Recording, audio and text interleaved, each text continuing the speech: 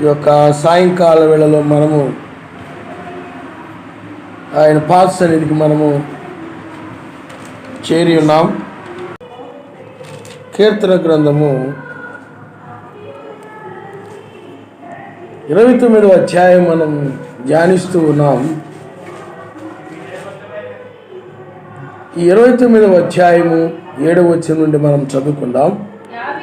యావే స్వరము అగ్ని జ్వాలలను ప్రజ్వలింపజేయుచున్నది. యావే స్వరము అరణ్యమును కదిలించును. యావే కాదేశు అరణ్యమును కదిలించును. యావే స్వరము లేళ్లను ఈన చేయును. అది ఆకులు రాల్చును. ఆయన ఆలయములో నున్నవన్నీ ఆయనకే ప్రభావము అనుచున్నవి. యావే ప్రళయ జనముల మీద ఆసీనుడాయను. యావే నిత్యము రాజుగా ఆసీనుడై ఉన్నాడు. యావే తన ప్రజలకు బలమును అనుగ్రహించును.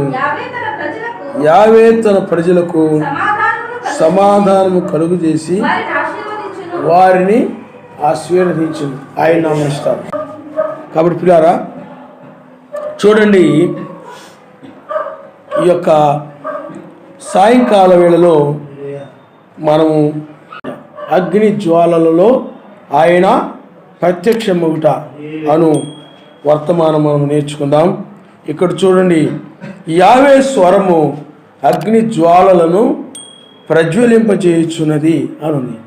అంటే యావే యొక్క స్వరము అంటే సర్వశక్తిమంతుని యొక్క స్వరము అగ్ని జ్వాలలను ప్రజ్వలింప చేయుచున్నది.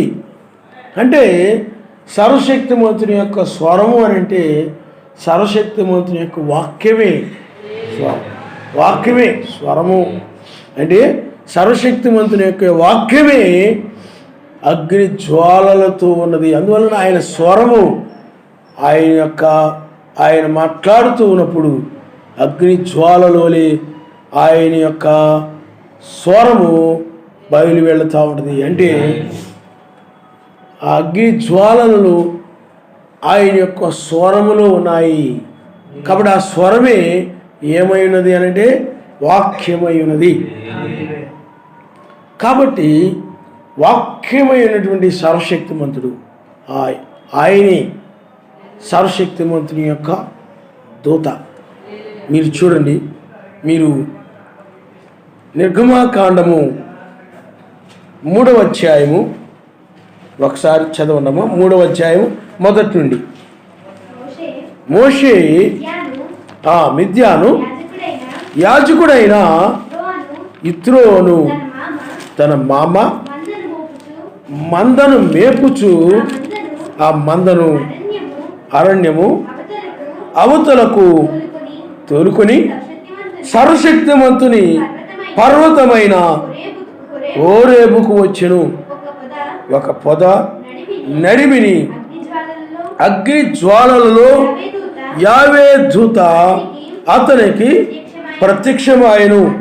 అతడు చూచినప్పుడు అగ్ని వలన ఆ పొద మండుచుండెను, గాని పొద కాలిపోలేదు. అప్పుడు మోషే ఆ పొద ఎలా కాలిపోలేదు, నేను ఆ తట్టు వెళ్ళి ఆ గొప్ప వింతను చూసేదని అనుకొని నేను చాలా నమస్తాను. హల్లెలూయా. ఇక్కడ చూడండి, సర్వశక్తిమంతుని యొక్క దూత లేకపోతే యావే దూత అగ్ని జ్వాలల్లో ప్రత్యక్షమైనప్పుడు అప్పుడు ఆ పొద మండుచుండెను, కానీ ఆ పొద కాలిపోలేదు. ఆ పొద ఏం కాలేదు చెప్పండి? కాలిపోలేదు, అది మండుతూ ఉంది. అక్కడ ఎవరున్నారు ఆ పొదలో? సర్వశక్తిమంతుని యొక్క దూత. ఎలా ప్రత్యక్షమయ్యాడు అని అంటే అగ్ని జ్వాలలతో ఆయన ప్రత్యక్షమై ఆ పొదలో ఉన్నాడు. ఆ పొదేమో కాలిపోలేదు, మండుతూ ఉంది. సర్వశక్తిమంతుని యొక్క దూత అని చెప్పబడతా ఉంది.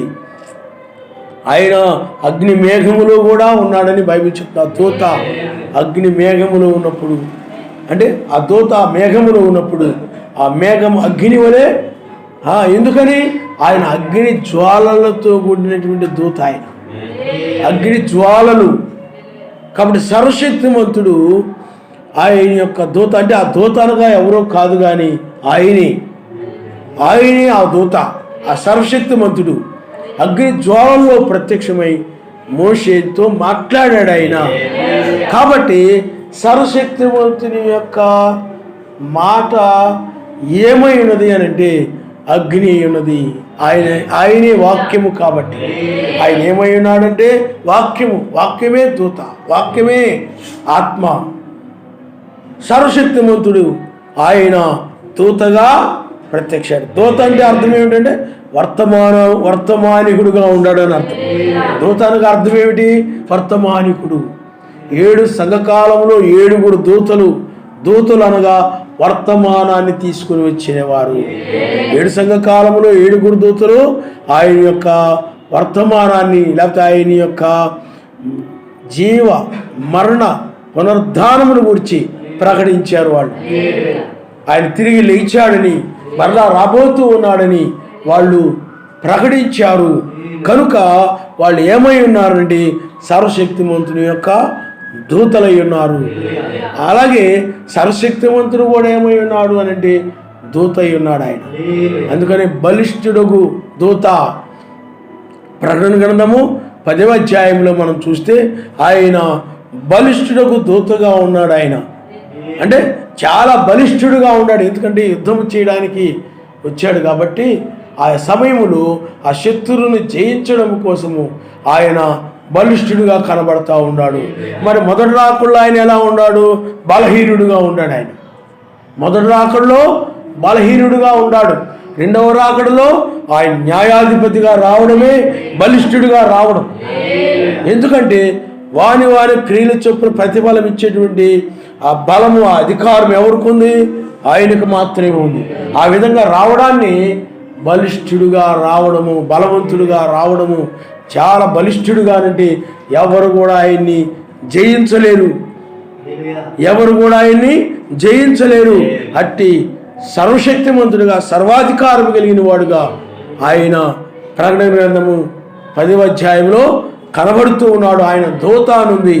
దూత అంటే వర్తమానికుడే.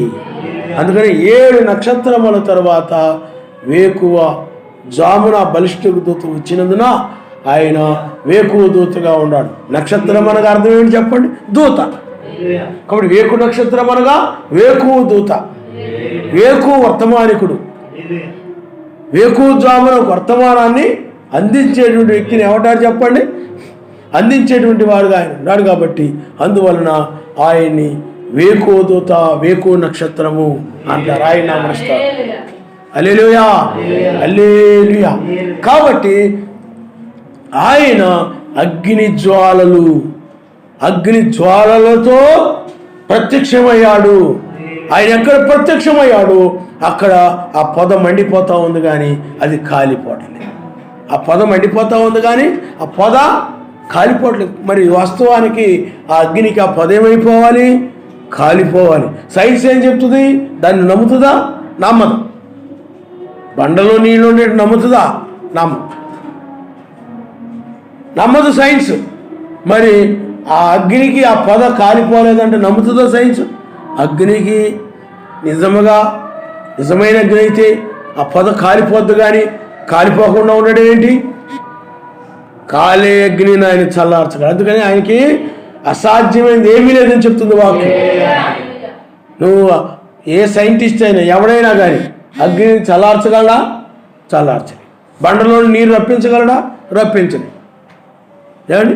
భూమిలో నుండి నీరు వస్తుందంటే సూర్యుని కానీ చంద్రుని కానీ ఎవడైనా నిలుపు చేయగలడా? ఏ సైంటిస్ట్ అయినా చేయలేడు. అలా నిలుపు చేయమనండి మొత్తం నాశనం అయిపోతుంది. చేయలేదు. కానీ దాన్ని నాశనం అవ్వకుండానే సూర్యుడిని చంద్రుడిని ఆయన సమస్తమును కూడా నిలుపు చేయగలిగినటువంటి సర్వాధికారం కలిగిన వాడు. అందుకని ముగ్గురు యూదులని తీసుకుని వెళ్ళి అగ్నిలో పడవేస్తే ఆ అగ్నిని ఏం చేశాడు చెప్పండి? చల్లార్చాడు ఆయన. మరి ఏలియాని అగ్ని రథంలో ఎలా తీసుకున్నారు? అగ్నిలో ఏలియా కాలిపోవాలి కదా, మరి ఎందుకు కాలిపోలేదు? ఏమని? అగ్నిని ఆయన చల్లార్చగలిగిన వాడు. చూచినప్పుడు ఎలీషా చూసినప్పుడు ఆ యొక్క ఏలియా అగ్ని ఆ రథములో కొనిపోబడుతూ ఉన్నాడు. చూడటానికి అలా కనబడుతున్నాడు. కానీ ఆ అగ్నిని చల్లార్చిన వాడు ఎవరు చెప్పండి? ఆయనే. ఆ రథాలను అగ్నితో ఉన్నాయి. ఆ రథము ఆ తర్వాత గుర్రము అగ్నితో ఉంది. మరి ఏలియా దాన్ని ఎక్కాడు, మరి కాలిపోవాలి కదా. మరి ఆయన చల్లార్చగలిగిన వాడు, ఆయనకు అసాధ్యమైందేమి కూడా లేదు. కాబట్టి ఆయన సర్వాధికారం కలిగిన వాడు కాబట్టి ఏదైనా ఆయన చేయగలడు, ఆయన సమర్థుడు. కాబట్టి ఇక్కడ సర్వశక్తిమంతుడు అగ్ని పొదలు. అందుకని ఆయన స్వరం ఎలా ఉందంటే అగ్ని జ్వాలలను చేయొచ్చు ఉన్నదంటే ఆయన మాట్లాడుతూ ఉంటే ఆ యొక్క అగ్ని కూడా అగ్ని జ్వాలల్ని ప్రజ్వలింపజేస్తూ ఉన్నది అని ఉంది బైబిల్. కాబట్టి ఆయన ఏమై ఉన్నాడనండి? అగ్ని జ్వాలలతో కూడిన దూత అయి ఉన్నాడు ఆయన. అగ్ని జ్వాలలు.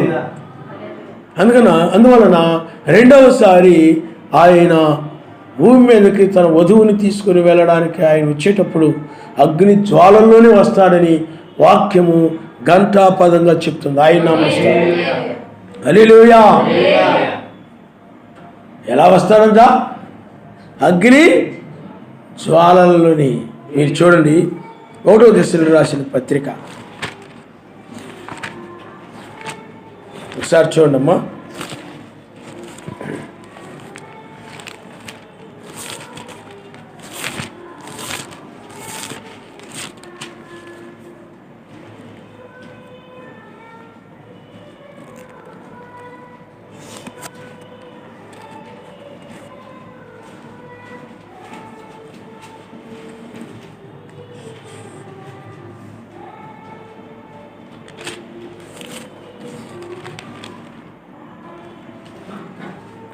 క్షమించండి, 2వ దశలో రాసిన పత్రిక 1వ అధ్యాయం.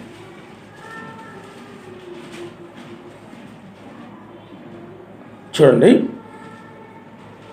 3వ వచనం నుండి మనం చదువుదాం.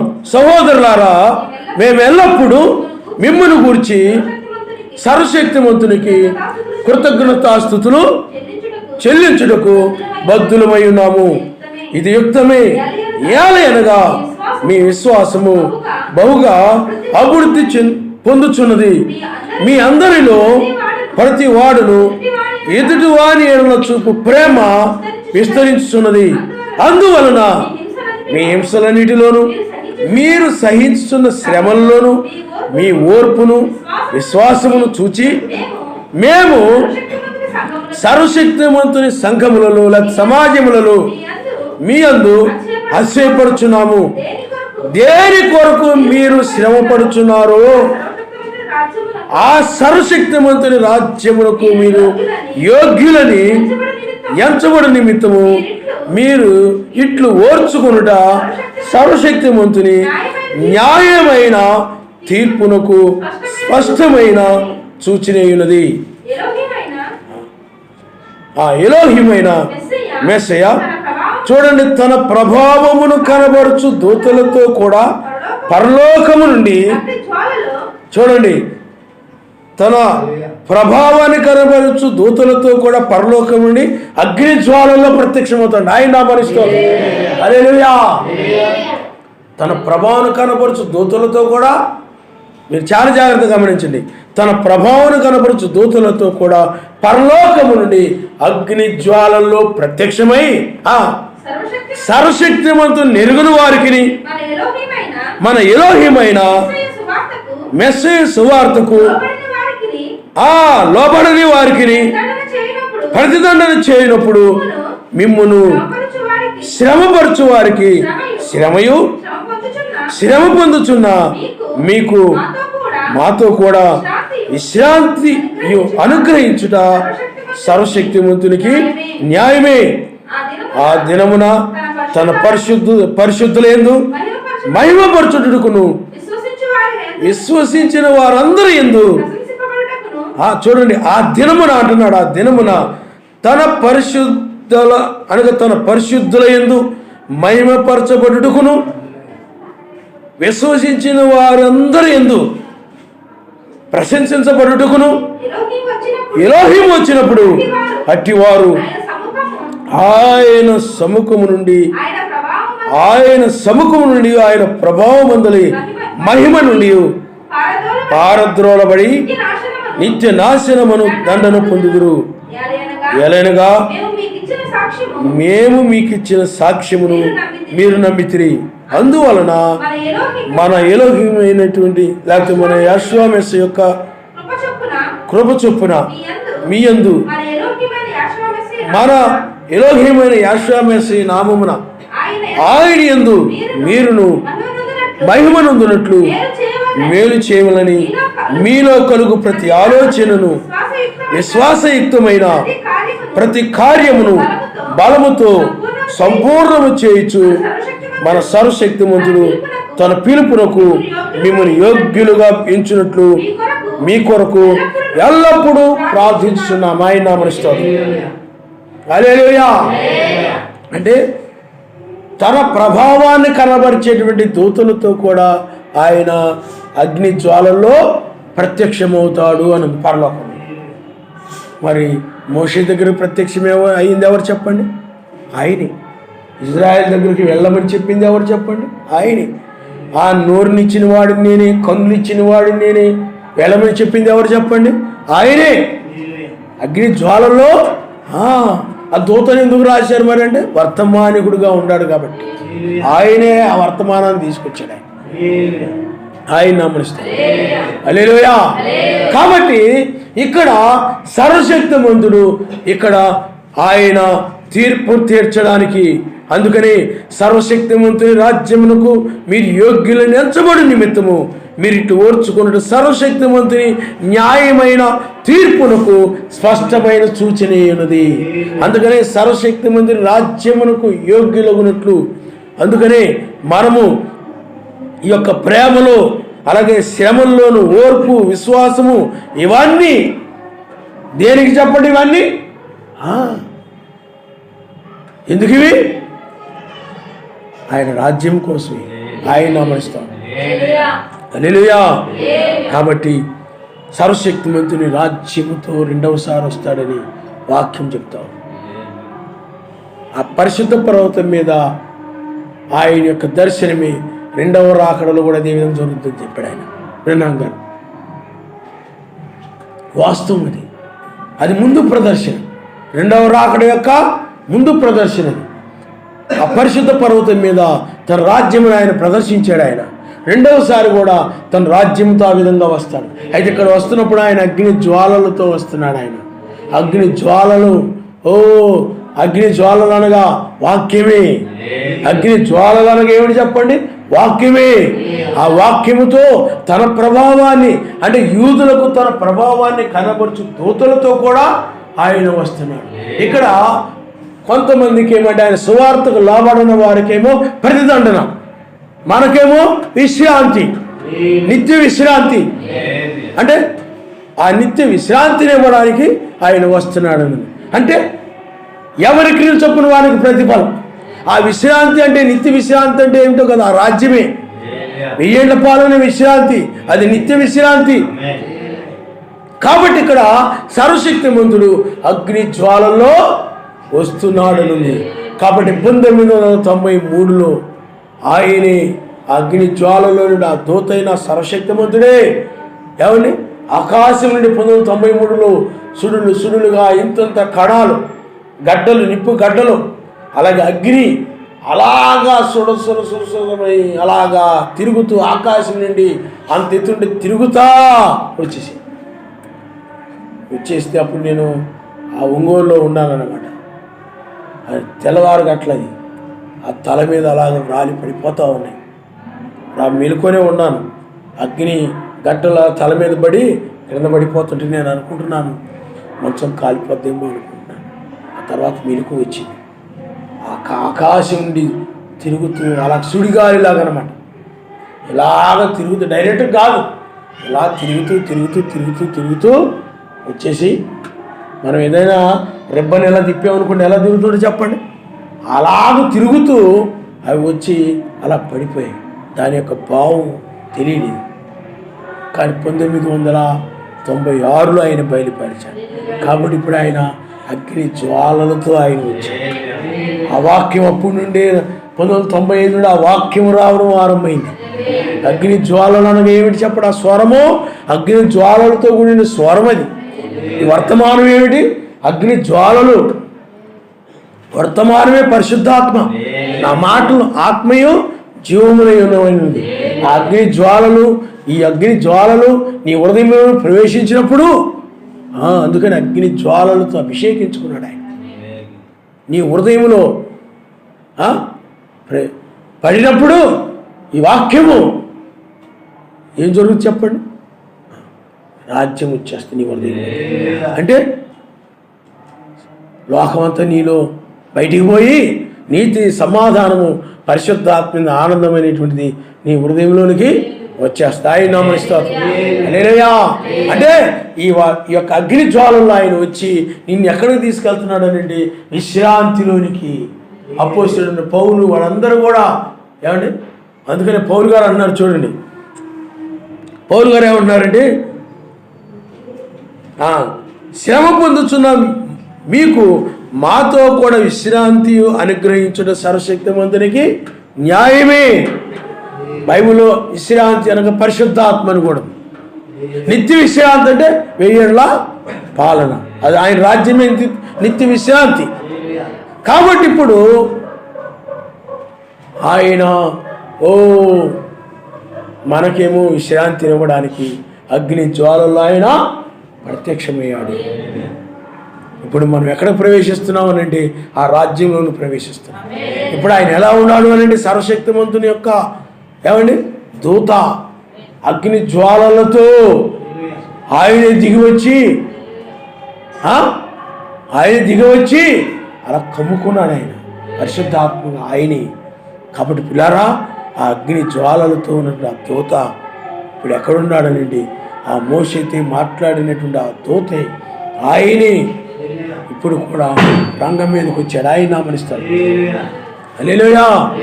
అందుకని పిల్లారా, ఆ దూత చెప్పిన తర్వాత మనం చూస్తే ఇజ్రాయేలీలు ఎర్ర సముద్రం దాటి ఒడ్డుకెళ్ళిపోయారు.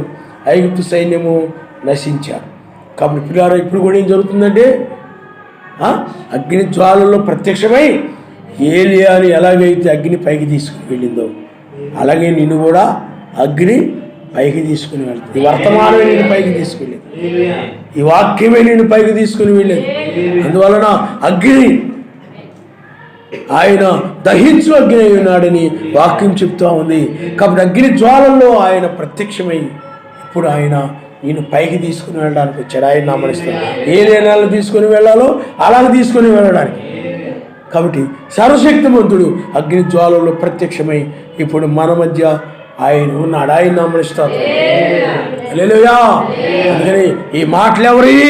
ఆయనవి. ఈ మాటలు ఎవరి? సర్వశక్తిమంతునివి. వాక్యము ఆ విధంగా క్రిందకు వచ్చింది. అగ్ని జ్వాలలు అనగా ఆయన స్వరమే, ఆయన వాక్యమే.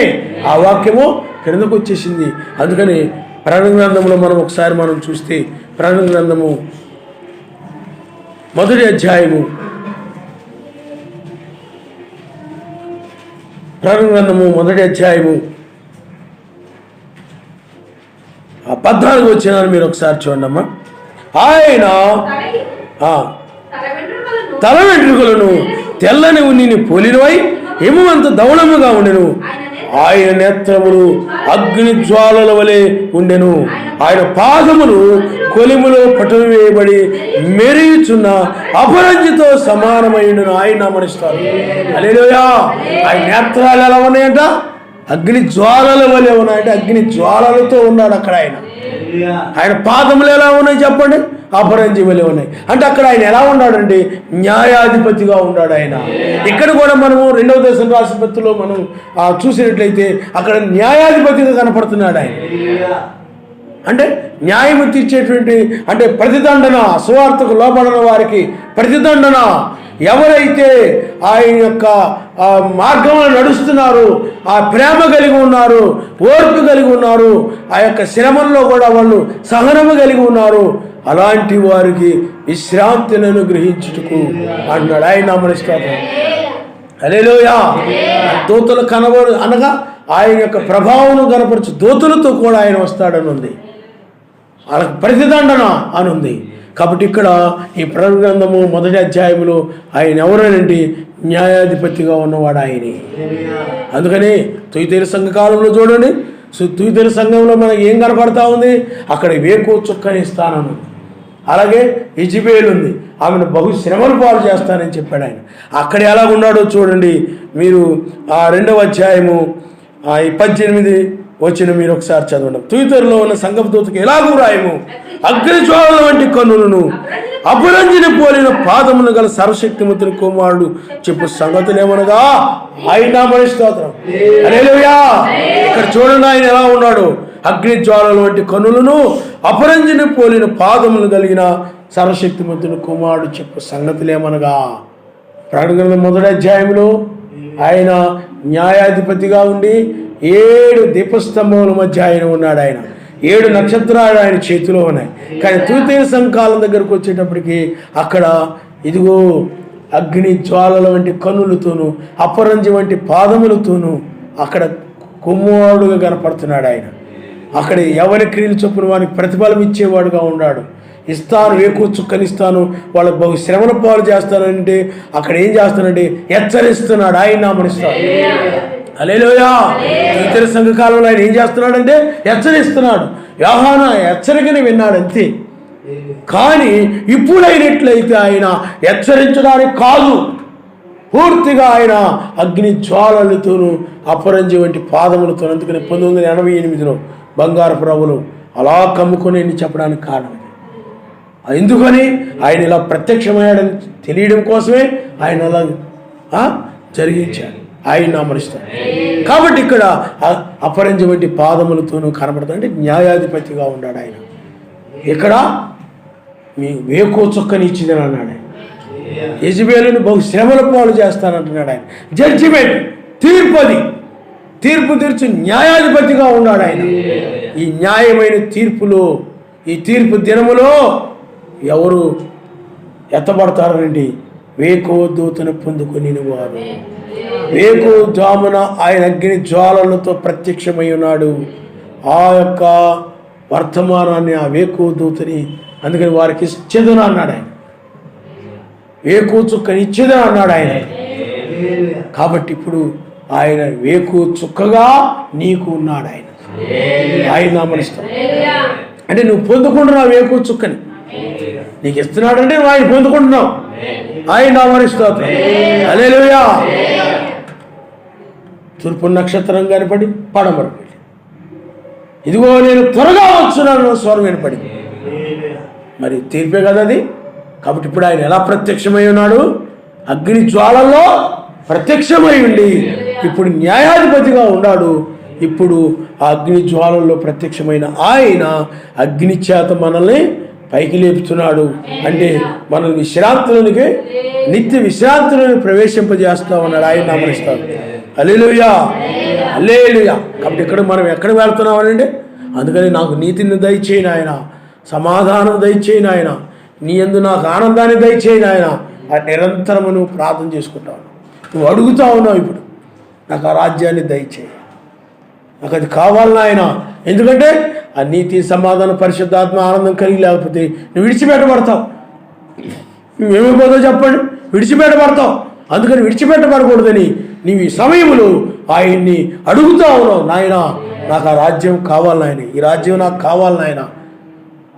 అందువలన ఈ రాజ్యంలోనికి ప్రవేశించడమే నిత్య విశ్రాంతిలోనికి ప్రవేశించడం.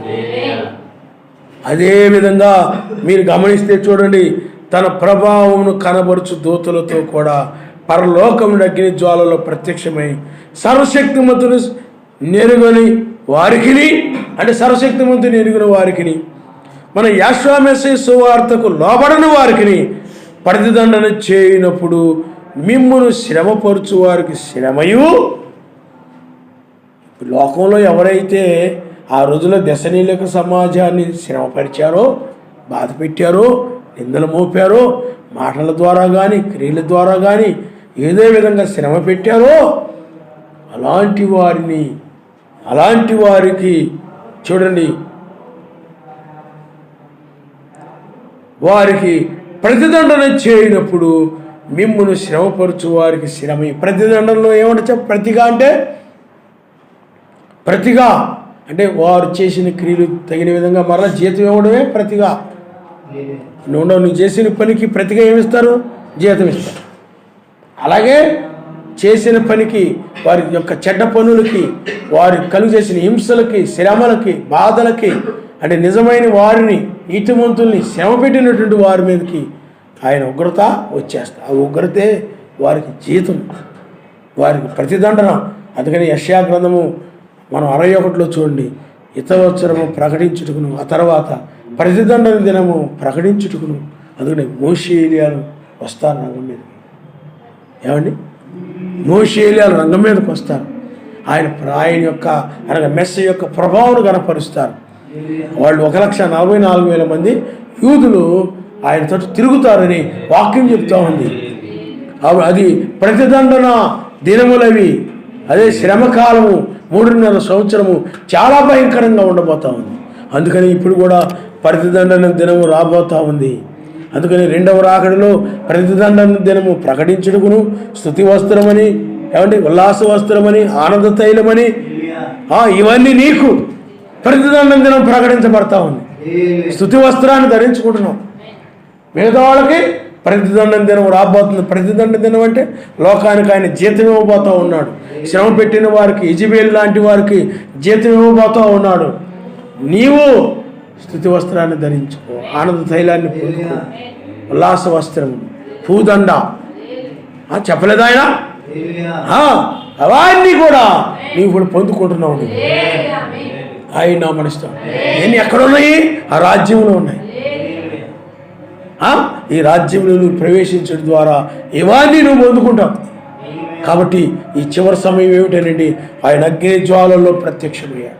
అనగా తన ప్రభావం కనబరుచు దూతలతో కూడా అగ్ని జ్వాలల్లో ఆయన ప్రత్యక్షమయ్యాడు. అందుకని ప్రకటన గ్రంథంలో మనం 1వ అధ్యాయంలో మనం చూసాం, అగ్ని జ్వాలలతో ఆయన అక్కడ కనబడుతూ ఉన్నాడు.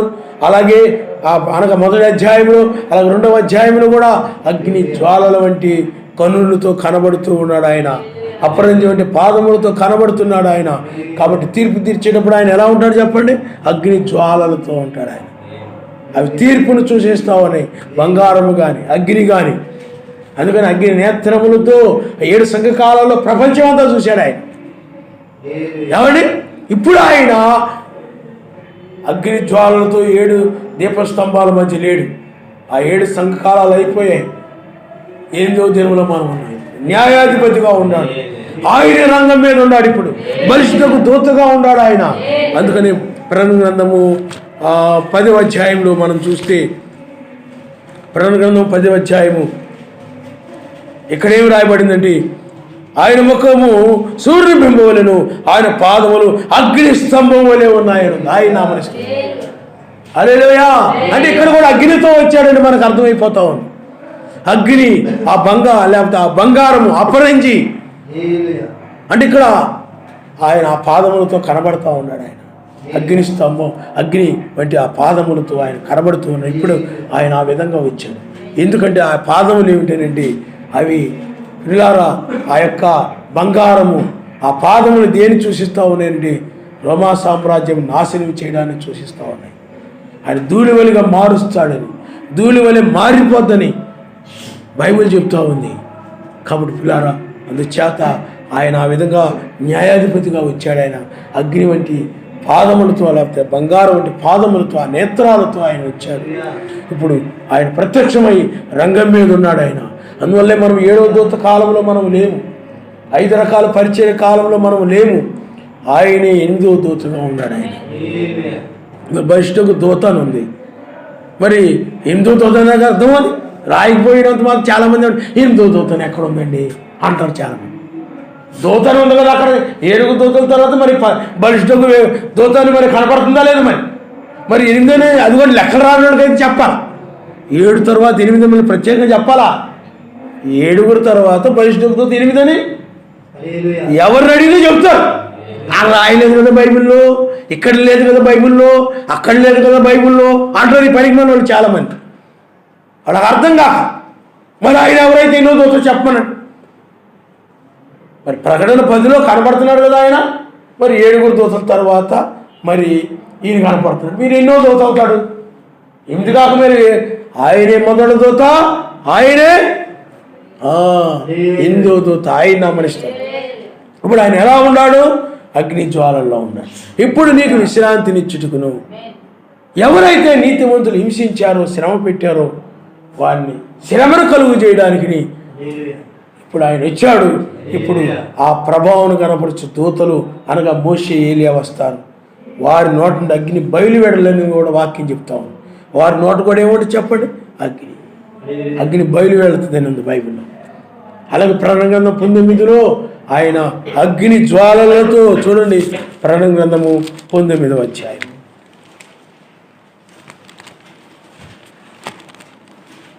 ప్రకటన గ్రంథము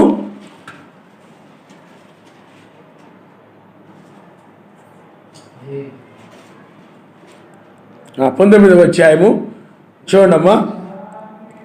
ఇక్కడ కూడా అదే మాట కనపడుతుంది. మన 19వ అధ్యాయం మొదటి నుండి మీరు చదవండి. అటు తర్వాత బహు జనుల శబ్దం వంటి గొప్ప స్వరము పరలోకమందు ఇలాగ చెప్పగా వింటిని, యావేను స్తుతించుడి, రక్షణ మహిమ ప్రభావములు మన సర్వశక్తిమంతునికే చెల్లును. ఆయన తీర్పులు సత్యములను న్యాయములై ఉన్నవి. తన వ్యభిచారముతో భూలోకమును చెరిపిన గొప్ప వేశ్యకు ఆయన తీర్పు తీర్చి తన దాసుల రక్తమును బట్టి, చూడండి, దానికి ప్రతిదండన చేసెను. మరి రెండవసారి వారు ఎలోహిమును స్తుతించుడు అని ఆ పట్టణపు పొగ యుగ యుగములు పైకి లేచుతున్నది. అప్పుడు ఆ 24 పెద్దలలో 4 జీవులను సాగిలపడి ఆమేన్ ఎలోహిమును స్తుతించుడి అని చెప్పుచు సింహాసనాసీనుడగు సర్వశక్తిమంతునికి నమస్కారము చేసిరి. మరియు సర్వశక్తిమంతుని దాసులారా, ఆయనకు భయపడువారులారా,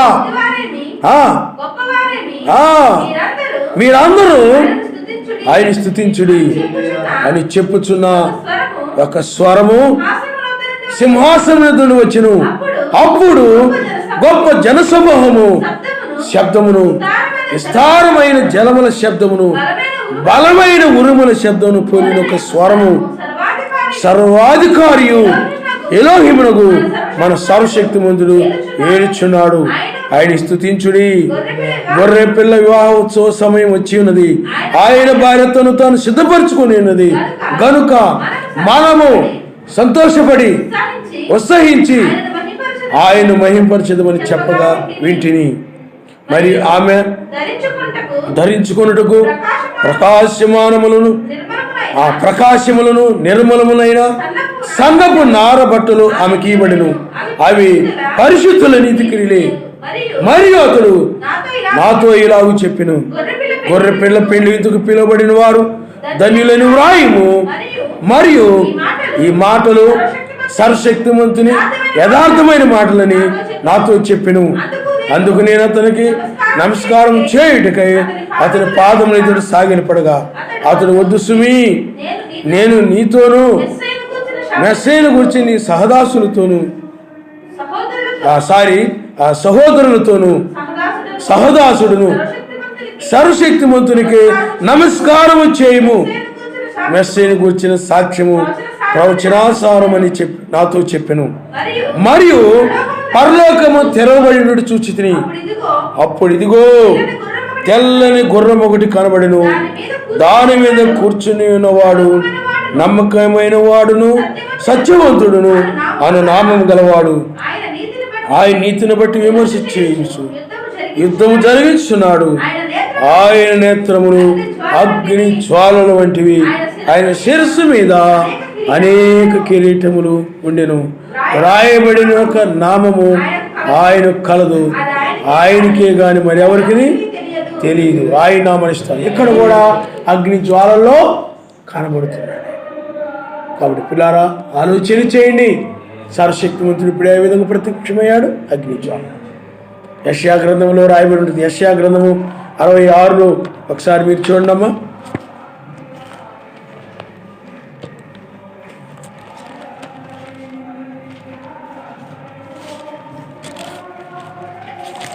యెషయా గ్రంథము 66వ అధ్యాయము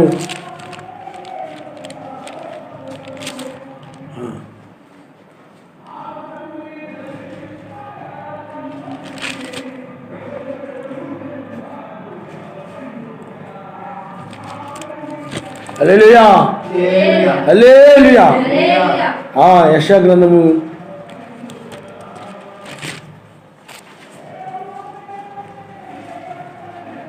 చూడండి. యెషయా గ్రంథము 66వ అధ్యాయం 15వ వచనం.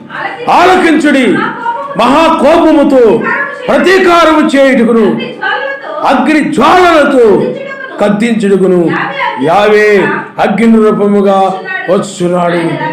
ఆయన రథములు తుఫాను వలె త్వరబడుచున్నవి.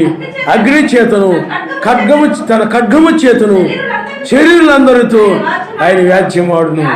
యావే చేత అనేకులు హతులవుతారు. చూడండి, ఇక్కడ గద్దించుటకును హతము చేయడానికి, ఏమండి అంటే ప్రతీకారము చేయుటకును ఆయన కోపముతో అగ్ని జ్వాలలతో ఆయన గద్దించుటకును ప్రతీకారము చేయుటకుని.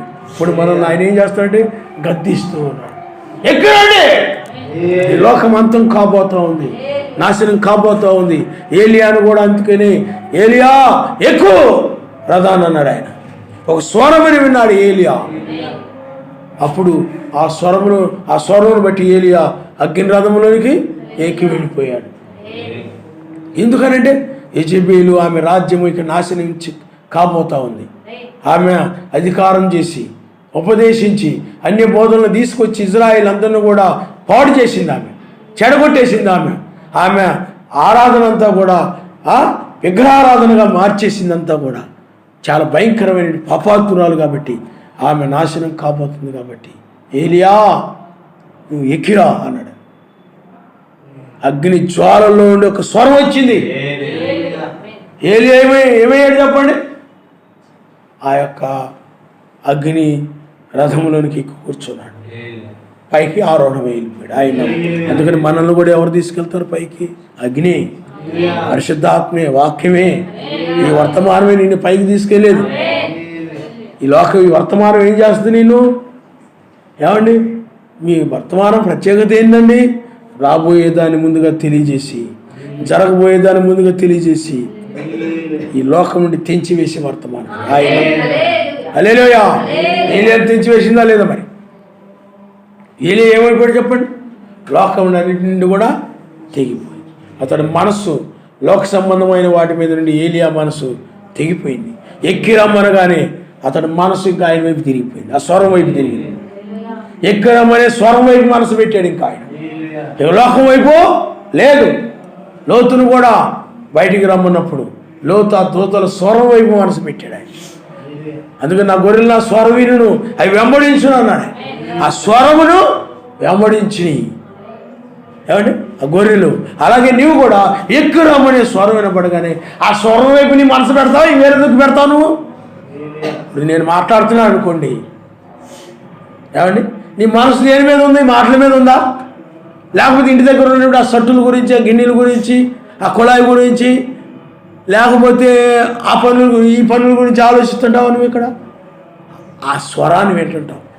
అలాగే ఎక్కి రమ్మని వర్తమానాన్ని బట్టి నువ్వేం చేస్తున్నావంటే ఎక్కి రమ్మని ఆ స్వరాన్ని బట్టి నీవు ఆ స్వరముని విని ఆ స్వరం వైపు వెళ్తుంటావు. ఆయన హల్లెలూయా. ఆ స్వరం ఎటువైపు వెళ్తుందో ఎక్కి రమ్మంటుంది. కాబట్టి నీ మనసు పైకి పెడతాం. ఎక్కి రమ్మంటే పైకి ఎక్కి రమ్మంటున్నాడు. కాబట్టి నీ మనసు ఆ యొక్క మనసుని ఆయన వైపు, వర్తమానం వైపు ఉంచడమే ఎక్కి రమ్మని స్వరం వైపు ఉంచడం.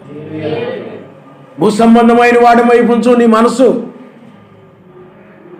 ఏమండి, భూ సంబంధమైన స్వరాలు అనేకం ఉన్నాయి. అవి అన్ని కూడా నిన్ను లోకంలో లాగుతూ ఉంటాయి. ఇజ్రాయిల్ కూడా ఆ యొక్క ఈజిప్టు ఆ రథాల్లో ఉన్న వారు, ఇజ్రాయిల్లారా వెనక్కి రండి, ఇజ్రాయిల్లారా వెనక్కి రండి అని పిలిచారు. వాళ్ళు కూడా ఆ స్వరాలు కూడా వినపడ్డాయి. ఆ స్వరాల వైపు వాళ్ళు చూడలేదు. అందుకని నిర్గమాకాండం 14వ అధ్యాయంలో అగ్నిమేఘములో దూతగా ఆయన ఉన్నాడు. ఆయన ఇప్పుడు కూడా అంతే. లోకంలో కూడా అనేక స్వరాలు వినబడతా ఉంటాయి నిన్ను లోకం వైపు లాగడానికి. ఇదిగో డబ్బిస్తాను ఇలా వచ్చేయండి, ఇదిగో అవి ఇస్తాం ఇలా వచ్చేయండి, ఇదిగో ఈ ఫంక్షన్లకు రండి, లేకపోతే ఇదిగో ఆ లోక కార్యాలకు రండి, లోక ఫంక్షన్లకు రండి, లోక ఆనందాల దగ్గరకు రండి, లోక సంతోషాల దగ్గరకు రండి. లోకస్తుల దగ్గర ఏముంటుంది? లోక ఆనందం ఉంటుంది. లోక ఫంక్షన్ల దగ్గర ఏముంటుంది? లోక ఆనందం ఉంటుంది. లోక ఆనందాలు ఉంటాయి. ఒకరినొకరు ఆనందంగా ఏం చేస్తారు చెప్పండి? మాట్లాడుకుంటూ ఆనందంగా, ఏమంటే తింటూ ఆ ఫంక్షన్లో ఆనందంగా సూపర్గా ఉంటారు. వాళ్ళ లోకానందం. వాళ్ళు పిలుస్తూ ఉంటారు నిన్ను. ఆయనేం పిలుస్తుంటాడు, ఆయన ఏం చేస్తుంది? లోకం కాలిపోబోతుంది, లోకం అంతం కాబోతూ ఉంది, నువ్వు రా, పైకి రా, పైకి రా. వాటి మీద నువ్వు మనసు పెట్టుకోవద్దు. నీతి మీద మనసు పెట్టుకో, వాక్యం మీద మనసు పెట్టుకో, సమాధానం కలిగి ఉండి ఆయనతో నువ్వు ఎత్తబడతావు. ఆయన ఆనందించు, నువ్వు ఎత్తబడతావు.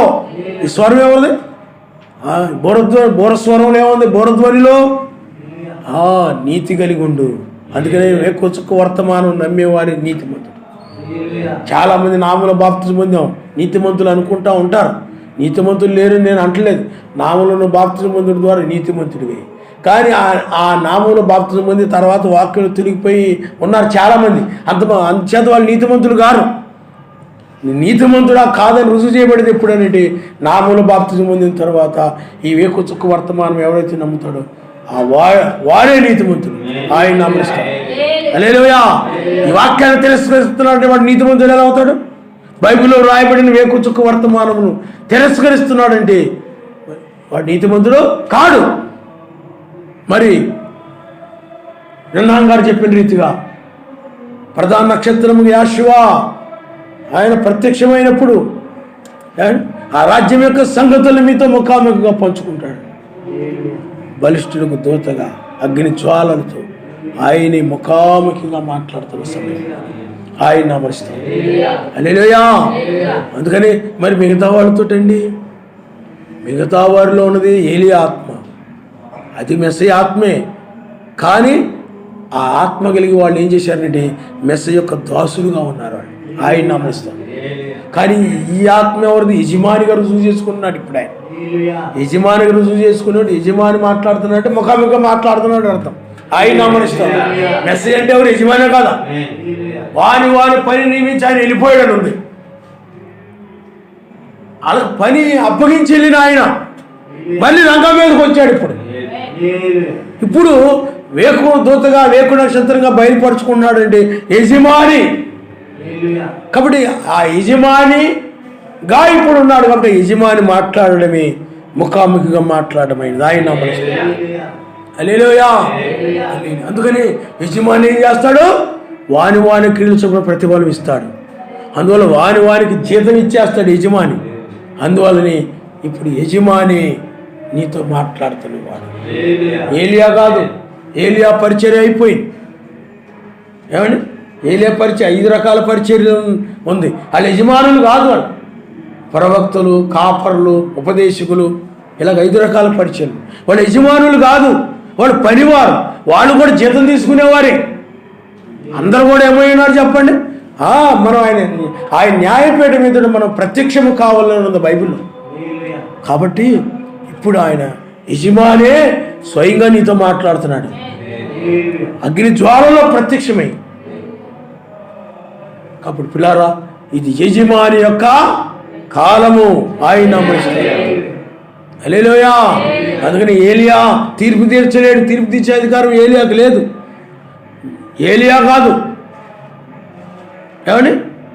7 సంఘాలు 7 దూతలు కాదు, ఆయనే ఇవ్వాలి. అందుకని ఇప్పుడు వేకు చుక్కగా నీకు జీతం ఏమిటంటే ఆయనే నీకు జీతం. అంతకంటే ఇంకేం కావాలండి? ఆయన ఉంటే చాలు నీకు.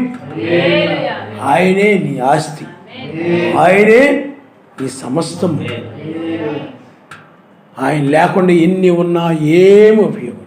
ఒకసారి ఒక ఆయన అంటున్నాడు, మీకు ఎంత ఆస్తి ఉందండి అంటే, మాకు మెస్సయ్యే ఆస్తి, ఆయన నమస్తే. హల్లెలూయా. ఎవరో కాదు, ఆంటీ వాళ్ళ హస్బెండ్ అనమాట. మాకు మెస్సయ్యే ఆస్తి, ఆయనే మా యొక్క, ఆయన ఉంటే కృపన్నట్టే, ఆశీర్వాదం అంటే అన్నీ కూడా ఆయన చూసుకుంటాడు. ఆయన బాధ్యత వహిస్తాడు నీ జీవితంలో. మరి ఎవరు అలాంటి బాధ్యత వహించరు కాబట్టి ఆయన నీకు తోడుగా ఉండడమే, ఆయన నీతో ఉండడమే, నువ్వు ఆయన్ని పొందుకోవడమే గొప్ప ధన్యత అయినది. ఆయన నా ప్రశ్న. హల్లెలూయా. నాకు ఎవరు అక్కర్లేదండి, మా ఆయన ఉన్నాడు చాలండి, మా ఆవిడని చాలండి అనుకున్నావు అనుకోండి, ఉగ్రతలో పడిపోతావు. నువ్వు పొందుకోవాల్సింది ఎవరిని? అందుకని ఈ సమయం ఏంటంటే వివాహం అంటారు. వివాహం ద్వారానే పొందుకుంటారు. నీ భర్తను నువ్వు ఎలా పొందుకున్నావు? వివాహం ద్వారానే పొందుకున్నావు. వేరే విధంగా పొందుకున్నావు నువ్వు, వేరే విధంగా కాదు. వివాహం ద్వారానే కదా భర్త సొంతం అయ్యేది. అలాగే భార్యను ఎలా పొందుకుంటాడు భర్త? వివాహం ద్వారానే. ఇంకా ఆయన పొందుకున్నట్టే. వివాహం కాకుండా పొందుకున్నట్టు కాదు, వివాహం ద్వారానే పొందుకుంటారు. కాబట్టి ఇప్పుడు కూడా మేకు దూతను మనం ఎలా పొందుకుంటున్నామంటే వివాహము ద్వారా ఇచ్చేదను. మనం కొన్నిసార్లు అంటాం, మా అబ్బాయిని మీ అమ్మాయికి ఇవ్వాలనుకుంటున్నామండి అంటాం. అంటే ఇచ్చేదనంటే దాని అర్థం ఏమిటి? పెళ్లి చేస్తే ఇచ్చేసినట్టు లెక్క. మా అమ్మాయిని మీకు ఇద్దాం అనుకుంటున్నామండి, మా అబ్బాయిని మీకు ఇద్దామండి అనుకుంటున్నారు చాలామంది. ఏ విధంగా ఇచ్చేస్తారు? పెళ్ళి అయితే ఇచ్చేసినట్టు లెక్క. అంతేకాని పెళ్లి కాకుండా ఏమి కాకుండానే ఇచ్చేస్తున్నాం అంటే ఇచ్చేసినట్ట కాదది. ఇస్తున్నాం అంటే దాని వివాహము ద్వారా. అలాగే వేకు చుక్కని ఇచ్చేదినాడు అంటే వివాహముడు ద్వారా నీకు భర్తగా ఆయన్ని ఇస్తున్నాడు. హల్లెలూయా. కాబట్టి ఇప్పుడు నువ్వు ఆయన పొందుకుంటున్నావు. వేకు దూత ఆయన మనిషిస్తాను. హల్లెలూయా. కాబట్టి పిల్లరా, లోకం ఏం పొందుకుంటుంది చెప్పండి? ప్రతిదండన, ఉగ్రత, న్యాయాధిపతిగా వచ్చి ఇప్పుడు నీకేం చేస్తున్నాడు ఆయన? అందుకని నీతి, సమాధానం, పరిశుద్ధాత్మ, ఆనందమే తలరాయి అని చెప్పాడు. ఆ తలరాయి అనగా మెస్సయ్యే. ఆ నీతి, సమాధానం, పరిశుద్ధాత్మ, ఆనందాన్ని పొందుకోవడమే ఆయన్ని పొందుకోవడం. ఎందుకంటే నీతి అనగా ఆయనే, సమాధానం అనగా ఆయనే, పరిశుద్ధాత్మ, ఆనందం అన్నా కూడా ఆయనే.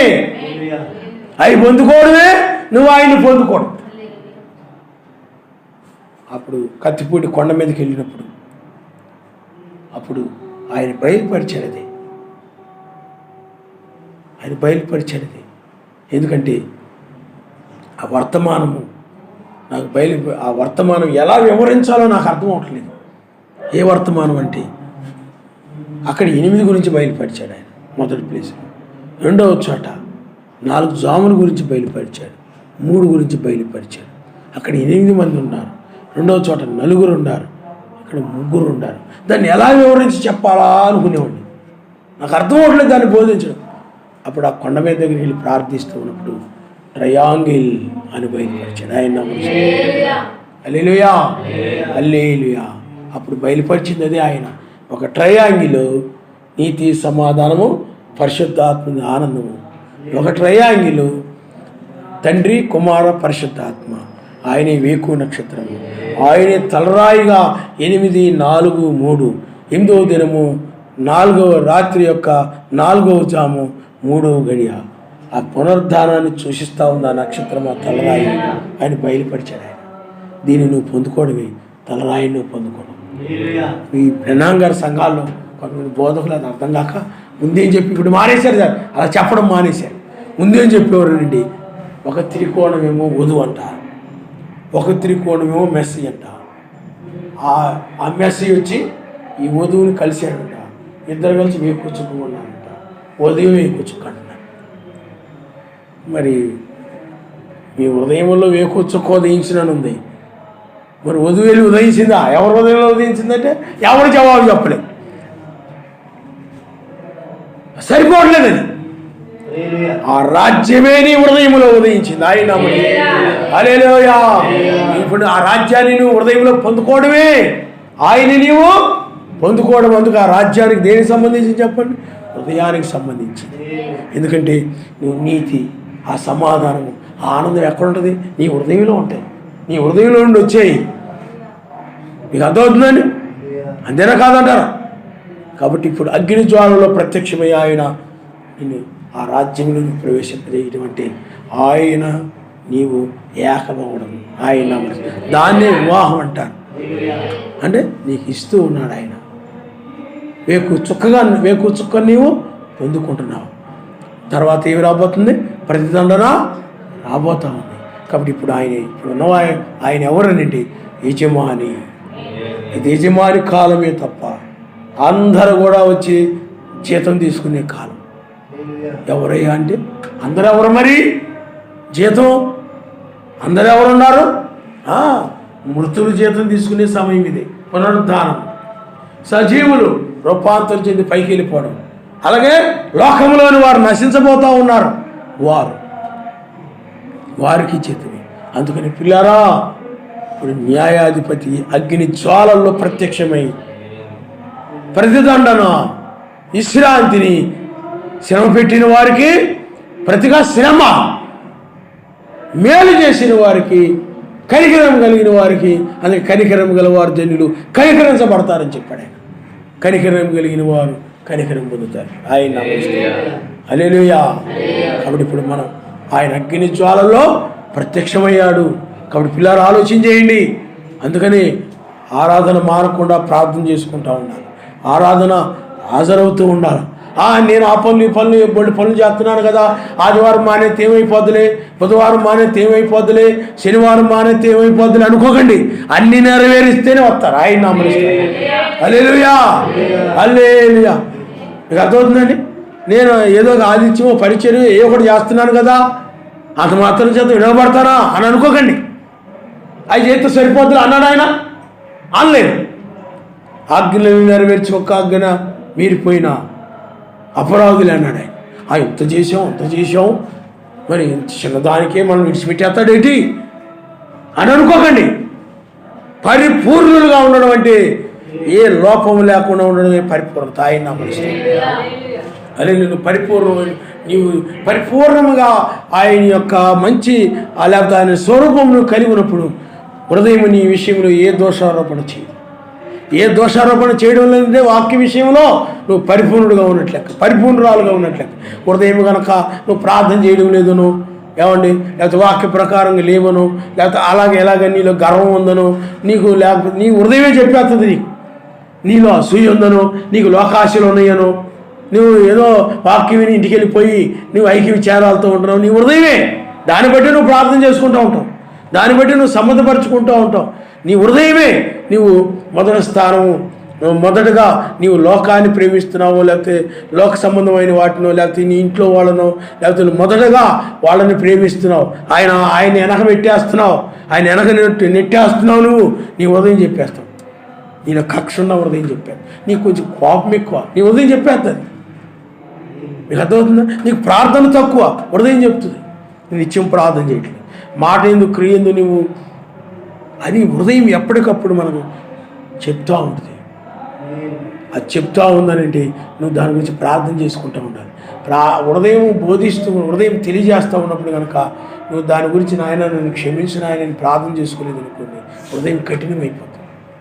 అప్పుడు నీకు ఇవేమి తప్పు అనిపించదు, ఇవేమి పాపం అనిపించదు. నిరంతరం ప్రార్థన చేయకపోయినా పాపం అనిపించదు. అప్పుడు హృదయం దోషారోపణ చేయడం మానేస్తుంది.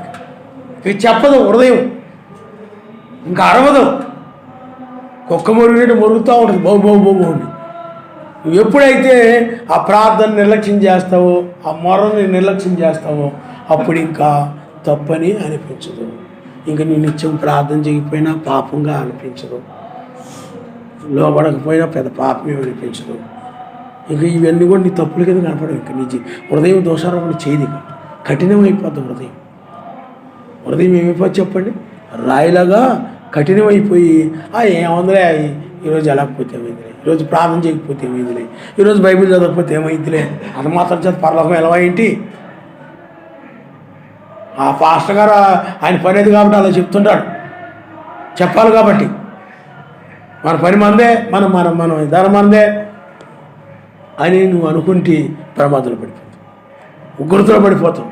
అందువల్ల ఇది పిల్లారా నీకు సంబంధించిన విషయం. ఇది నీవు ఆలోచించుకో, నువ్వు నిర్ణయించుకో. ఎత్తబడాలనుకుంటున్నావా? అడుగాయని. నాకు ఎత్తబడడం ఏమొద్దు, లోకస్తులతో పాపులతో పాటు ఆ మనుషులతో పాటు నేను కూడా ఉగ్రతలోకి వెళ్ళిపోవాలి, నరకానికి వెళ్ళిపోవాలి అనుకుంటున్నావా? నీ ఇష్టం వచ్చినట్టు, నీ ఇష్టం వచ్చినట్టు జీవించు. వెళ్ళాలనుకున్న చోటకి వెళ్తాను శుభ్రంగా. అప్పుడు యాదన పడుతుకొని అక్కడుండి. కాబట్టి పిల్లలు ఆలోచించేయండి. న్యాయాధిపతిగా ఇప్పుడు ఆయన రంగం మీద ఉన్నాడు, యజమాని ఆయన. సువార్త ద్వారాలు మూసివేశాడు ఆయన. ఆయనకి అధికారం. సువార్త ద్వారం సువార్త ద్వారం తెలిసిన వాడు ఆయనే, సువార్త ద్వారం మూసివేసిన వాడు కూడా ఆయనే. మీకు అర్థమవుతుందండి? సువార్త ఆరంభించిన వాడు ఎవరు చెప్పండి? ఆయన హల్లెలూయా. మరి యోహాను మొదలు చెప్పాడు కదండి, నువ్వు అనొచ్చు. యోహాను చెప్పాడు. ఎవరి గురించి చెప్పాడు? మెస్సీ గురించి చెప్పాడు. మెస్సీని పరిచయం చేశాడండి. మెస్సీ భూమి మీద ఉండగానే చనిపోయాడు ఆయన. కానీ నిజమైన సువార్త ఆరంభమైంది ఎవరి దగ్గర నుండి? మెస్సీ దగ్గర. మెస్సీ అనగా ఎవరు? పరిశుద్ధాత్మే. అపోస్తుల దగ్గర నుండి ఆయన రక్తమును గూర్చి సువార్త ప్రకటించడము ఆరంభమైంది. ఆయన నామనిస్తారు. హల్లెలూయా. యోహాను గారు ఉన్నారు, ఆయన ప్రకటించారా? మెస్సీ యొక్క నామంలో మీరు బాప్తిజం పొందండి, ఆయన మీకోసం చనిపోయాడు అని ఆ ఒంటి చర్మం ధరించుకొని మిడతలు అడిగితే తింటే ఆయన బోధించాడా? చెప్పాల. ఆయన ఓన్లీ పరిచయం చేసి వెళ్ళిపోయాడు. ఏమండి? తర్వాత చెప్పింది ఎవరు చెప్పండి? అపోస్తులు బోధించారు. పేతురు వీళ్ళందరూ కూడా మేము ఆయన మహత్యమును కన్నులారా చూచిన వారమే. ఆయన యొక్క నామములోనే రక్షణ, నామంలో తప్ప ఏ నామంలో కూడా రక్షణ లేదని అపోస్తులు పౌలు వీళ్ళందరూ కూడా ఆ నామాన్ని గురించి ప్రకటించారు. ఆయన నామనిస్తారు. హల్లెలూయా, హల్లెలూయా. కాబట్టి ఆ రక్షణ సువార్త ఆయన దగ్గర ఉండే ఆరంభం. ఎందుకని? నేడే రక్షణ దినము అని చెప్పాడు ఆయన. ఆయన నామనిస్తారు. ఇదే మీకు అనుకూల సమయం అని చెప్పాడు ఆయన. ఆ రక్షణ సువార్త ఆయన దగ్గర నుండే ఆరంభమైంది. అందుకని ఆ సువార్తను నమ్మిన వారే పెంతెకొస్తు పండుగ దినాన పరిశుద్ధాత్మను పొందుకున్నారు, నామంలో బాప్తిజం పొందారు, పరిశుద్ధాత్మని వరాన్ని పొందుకున్నారు. కాబట్టి పిల్లరా ఆలోచించేయండి. అగ్ని జ్వాలలతో ప్రత్యక్షమై ఉన్నాం. నువ్వు ఆయన అడుగు. తల్ల ఉంచుకోండి, మనం ప్రార్థన చేసుకుందాం. అడగాలి నువ్వు. నాయన ఉగ్రత ప్రతిదండన రాబోతూ ఉన్నది నాయన. లోకానికి ప్రతిదండన ప్రకటించబడబోతూ ఉన్నది నాయన, ప్రకటించబడతా ఉన్నది నాయన. లోకం నాశనం కాబోతుంది, వీళ్ళందరి మీద ఉగ్రత రాబోతా ఉన్నదని ప్రకటించబడతా ఉన్నది నాయన. ఈ ప్రతిదండన దినము ప్రకటించబడతా ఉంది. ఆ దినము మేము ఎత్తబడిన తరువాత ఆ 3.5 సంవత్సరం చాలా భయంకరంగా ఉండబోతా ఉంది. అది శ్రమకాలం. ఆ శ్రమకాలంలో నువ్వు నశించిపోకూడదు అని అనుకుంటే ఆయన్ని చివరి కాలంలో పట్టుకో, ఆయన పాదాలు పట్టుకో, అడుగు. పదే పదే ఆయన అడుగుతూ ఉండు. ఏదో ఈ మందిరంలో ఉన్నప్పుడే కాదు, ఇంటి దగ్గర పనుల్లో ఉన్నా కానీ ఏదో నీ తెలివితేటలు చూసుకొని, నీ జ్ఞానాన్ని చూసుకొని ఉప్పొంగిపోవద్దు. నేను చాలా జ్ఞానవంతుడిని, చాలా తెలివైన వ్యక్తిని, నాకు అన్నీ తెలుసు, నేను నువ్వు చేసే పనులు చూసుకొని ఉప్పొంగిపోవద్దు. నీ మాటలు చూసుకొని ఉప్పొంగిపోవద్దు. నేను చాలా బాగా మాట్లాడుతున్నాను, చాలా బాగా చేస్తున్నాను. నీవు చేసే పనులలో ఇలారా ఆయన అడుగు. ఆయన సహాయించి